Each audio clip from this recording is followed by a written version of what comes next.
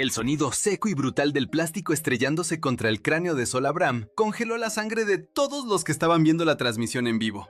Un golpe tan violento que el micrófono se partió en dos mitades, mientras Sol caía al suelo llevándose las manos a la cabeza, con los ojos abiertos de par en par por el shock y el dolor inmediato. Mientras Pincoya, con una expresión de furia descontrolada y los puños aún cerrados, gritaba que no la volviera a mirar así, creando un silencio sepulcral en la casa que solo fue roto por los llantos desesperados de Sol y los gritos de horror de los demás compañeros que no podían creer lo que acababan de presenciar en directo. Sin cortes, sin censura, pura realidad cruda y peligrosa.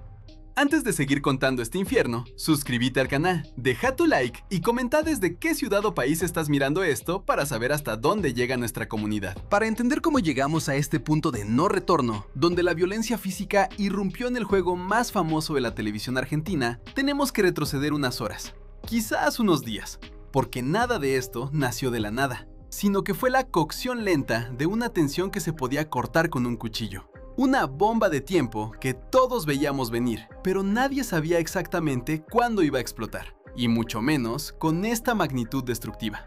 Todo comenzó en la mañana, cuando el sol apenas entraba por las ventanas del living de Gran Hermano y la casa despertaba con esa calma engañosa que suele preceder a las tormentas más grandes. Pincoya ya estaba de pie, caminando de un lado a otro con esa energía inquieta que la caracteriza, murmurando para sí misma, visiblemente alterada por algo que había ocurrido la noche anterior. Algo que los micrófonos captaron, pero que la edición diaria apenas rozó, dejando entrever que hubo palabras cruzadas con Sol Abraham durante la madrugada. Palabras que quedaron flotando en el aire como humo tóxico, esperando el momento justo para incendiarse. Sol, por su parte, intentaba mantener la compostura, preparándose el desayuno con movimientos mecánicos, evitando la mirada de Pincoya, sabiendo que el terreno era minado, que cualquier gesto, cualquier suspiro, podía ser interpretado como una provocación. Pero la convivencia en encierro tiene esa particularidad de quitar las máscaras, de exponer las nerviosidades hasta el límite. Y Sol, cansada de caminar sobre cáscaras de huevo, decidió que no iba a dejar que la intimidación silenciosa de Pincoya definiera su día.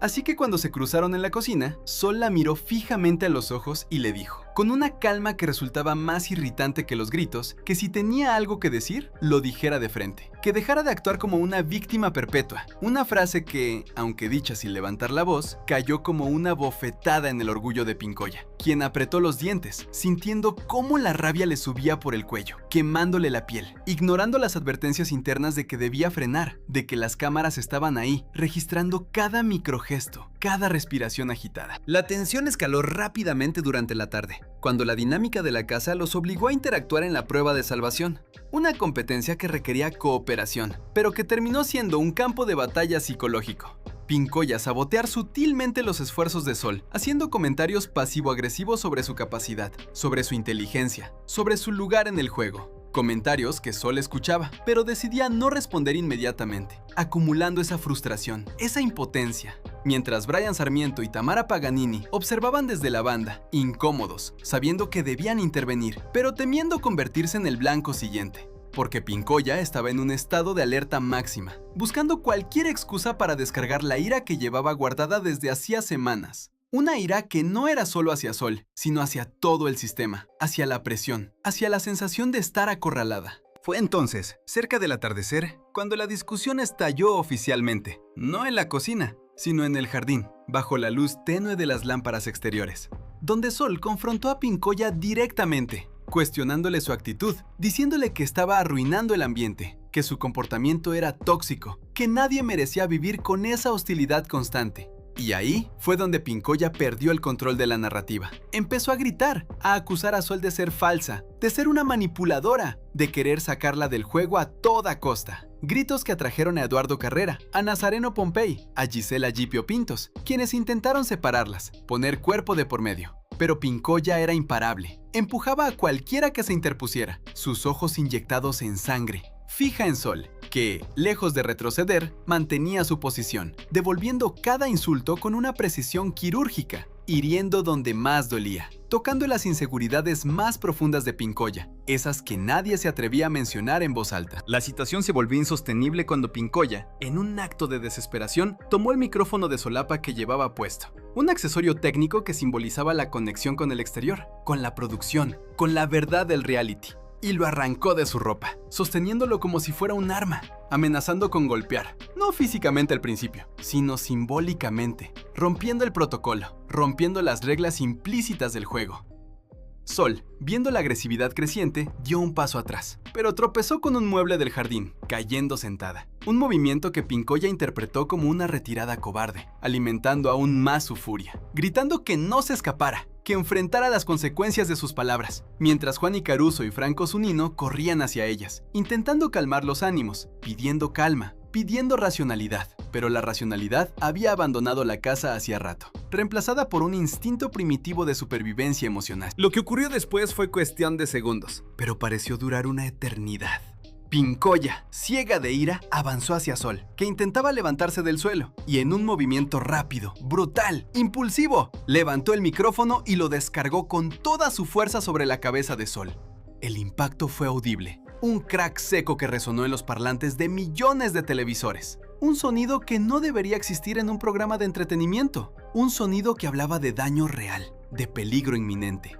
Sol quedó inmóvil un instante, procesando el dolor, el shock, la incredulidad de haber sido agredida físicamente de esa manera, con un objeto, frente a todos, mientras Pincoya, al ver lo que había hecho, soltó el resto del micrófono roto, retrocediendo con las manos en la cabeza, dándose cuenta, quizás por primera vez, de que había cruzado una línea que no tenía retorno, que había pasado de la competencia a la agresión, del juego a la violencia doméstica simulada en cadena nacional. El caos se apoderó de la casa inmediatamente. Daniela de Lucía y Manuel Ibero corrieron a asistir a Sol, que empezaba a llorar, no solo de dolor, sino de humillación, de miedo, tocándose la cabeza, buscando sangre, verificando la magnitud del daño, mientras Janina Silly y Emanuel Di Gioia contenían a Pincoya, que ahora lloraba también, pero de una mezcla de arrepentimiento y adrenalina residual, gritando que no quería hacerlo, que Sol la había provocado, que no aguantaba más, justificándose ante un tribunal invisible que ya la había condenado. Porque no hay justificación posible para golpear a alguien con un objeto,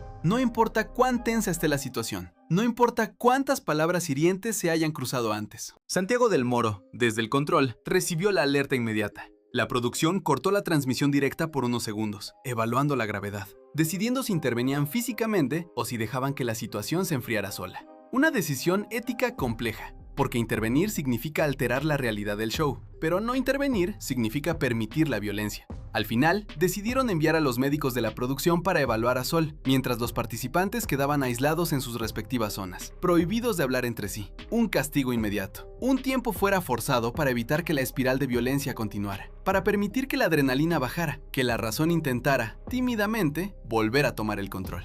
Mientras esperaban la evaluación médica, los rumores volaban dentro de la casa. Lolo Pollo y Luana especulaban sobre las consecuencias, sobre si Pincoya sería expulsada inmediatamente, sobre si Sol denunciaría, sobre cómo esto afectaría al resto del grupo, porque la lealtad se ponía a prueba. ¿Quién defendía a Pincoya? ¿Quién apoyaba a Sol? Las alianzas se rompían, se reformaban, se tensionaban. Catalina Cherkassky y Solange Abraham, prima de Sol, estaban devastadas, sintiendo la impotencia de no poder proteger a su familiar, de tener que mirar desde la barrera mientras la violencia ocurría frente a sus ojos. Una impotencia que se transformaba en rabia hacia Pincoya, una rabia que prometía venganza dentro del juego, si es que Pincoya lograba quedarse. La opinión personal sobre este caso es que marca un antes y un después en la historia de Gran Hermano Argentina, porque nos obliga a preguntarnos hasta dónde debe llegar la presión psicológica para justificar, o al menos explicar, una reacción violenta física. No estoy justificando el golpe, absolutamente no. La violencia nunca es la respuesta. Pero sí creo que la producción tiene una responsabilidad enorme en no detectar las señales de alerta temprana, en no intervenir antes de que la olla a presión explotara, en permitir que la dinámica tóxica entre Pincoya y Sol se cocinara a fuego lento durante semanas sin mediación adecuada, sin contención psicológica real, porque al final son seres humanos encerrados, vulnerables, expuestos. Y cuando se rompe el dique, el agua arrasa con todo, incluyendo la integridad física de los participantes. Espero que Sol esté bien, que no haya secuelas graves y que Pincoya asuma la responsabilidad total de sus actos, porque el juego es duro, es cruel, pero no debe ser peligroso. La línea entre el drama televisivo y la agresión real es fina y hoy se rompió, dejándonos a todos con la pregunta de si estamos viendo un show o un experimento social que se salió de control. Una reflexión necesaria en tiempos donde el entretenimiento a menudo sacrifica la dignidad humana por ratings, por minutos de aire, por titulares impactantes. Pero cuando el impacto es un hueso fracturado o un trauma psicológico, el precio es demasiado alto, demasiado injusto, y nos deja a nosotros, espectadores, con la culpa cómplice de haber esperado ese momento, de haber deseado el conflicto, de haber alimentado la bestia con nuestra atención, nuestra curiosidad malsana, nuestra necesidad de ver caer a los ídolos, de ver romperse lo frágil. Así que mientras esperamos la resolución oficial, la sanción, la posible expulsión, reflexionemos sobre qué estamos consumiendo. ¿Qué estamos normalizando? Y si realmente vale la pena el espectáculo a costa de la salud mental y física de quienes participan. Porque al final del día, ellos salen de la casa, pero las marcas, físicas y emocionales, pueden quedar para siempre. Una verdad incómoda que este episodio nos ha puesto en la cara. Sin filtros, sin edulcorantes, pura y dura realidad. Seguí la página y comenta parte 2.